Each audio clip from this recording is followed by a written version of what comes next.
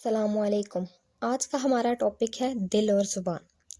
کہتے ہیں جب لقمان حکیم پڑھ کر فارغ ہو چکے تو استاد نے کہا، لقمان آج ایک بکرا ذبح کرو اور اس میں سے جو سب سے اچھی چیز سمجھو ہمارے لیے پکا لاؤ۔ لقمان نے بکرا حلال کر کے اس کے دل اور زبان کو خوب اچھے مسالوں کے ساتھ بھون بھان کر استاد کے سامنے رکھ دیا۔ استاد نے چکھا تو تعریف کر کے کہا، لقمان آج تم آدھے پاس ہو گئے۔ دوسرے دن استاد نے فرمایا، آج پھر ایک بکرا ذبح کرو اور اس میں جو سب سے بری چیز پاؤ وہ ہمارے لیے تیار کر لو۔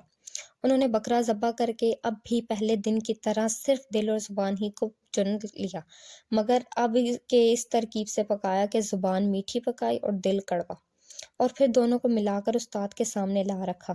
استاد نے چکھا تو بدمزہ پا کر پوچھا، لقمان آج کیا پکا لائے؟ لقمان نے عرض کی، حضور وہی دل اور زبان جو آپس میں موافق نہیں۔ استاد نے فرمایا، جاؤ اب تم بالکل پاس ہو گئے۔ حکیم لقمان نے دونوں دفعہ کیسی اچھی چیزیں چنی، سچ مچ ایک جیسے دل اور زبان سے بڑھ کر کوئی نعمت لطیف اور لذیذ نہیں، اور نہ ایک دوسرے سے مخالف دل اور زبان سے زیادہ کوئی چیز بری اور بدمزہ ہے۔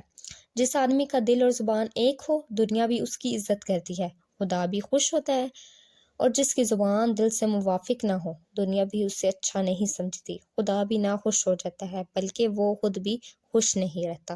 تو کیا سمجھ آیا بچوں؟ اگر سٹوری اچھی لگی ہے تو لائک کریں، شیئر کریں، کمنٹ کریں، سبسکرائب کریں اور بیل آئیکن کو دبانا نہ بھولیں تاکہ ہماری ہر آنے والی ویڈیو آپ تک پہنچے۔